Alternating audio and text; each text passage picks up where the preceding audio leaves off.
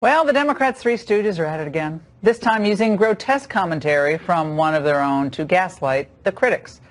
Now, there's a three-step process to this strategy. Stay with me. Step one, make an outrageously offensive statement.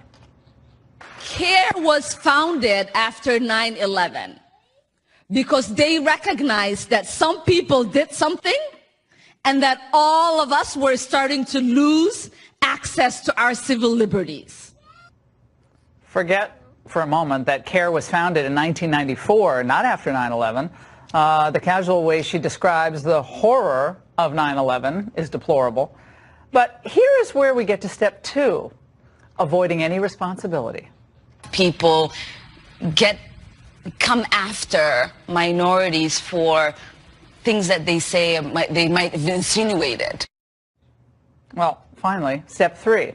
Have your allies then back you up, wing women, to push back the backlash and then claim it's all because of bigotry.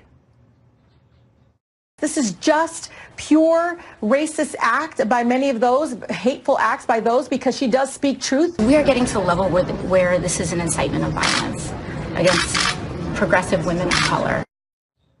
Incitement of violence? I don't even know what she's talking about. Joining me now is Asra Nomani, co-founder of the Muslim Reform Movement, and Qasim Rashid, Virginia State Senate candidate. Asra, let's start with you. Can you find any way to defend what Congresswoman Omar said, and what do you make of the arguments of some of her colleagues? No, what she said was completely callous and insensitive.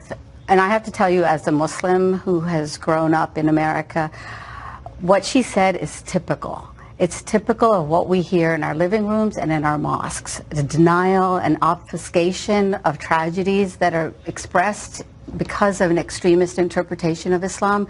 What's happening now is you all are getting to see it in prime time. You're getting to live what we endure every day with denials, a turning of the table, the victim card. We, as Muslim reformers, are on the hit list of the organizations that folks like Rashid Tlaib and Ilhan Omar are raising money for.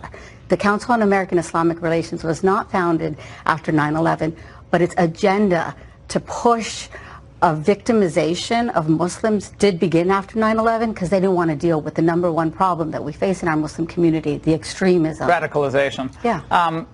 Again, Qasim, she said it was 9/11 as some people who did something. We had a lot of Americans dead. I was here in Washington. I saw the Pentagon in flames. It was a terrorist attack. I mean, I would just say to my colleague, if she's going to mosques where people are denying terrorism, she's hanging out with extremists, and she shouldn't do that. You know, every mosque I've been to has been clear to condemn terrorism.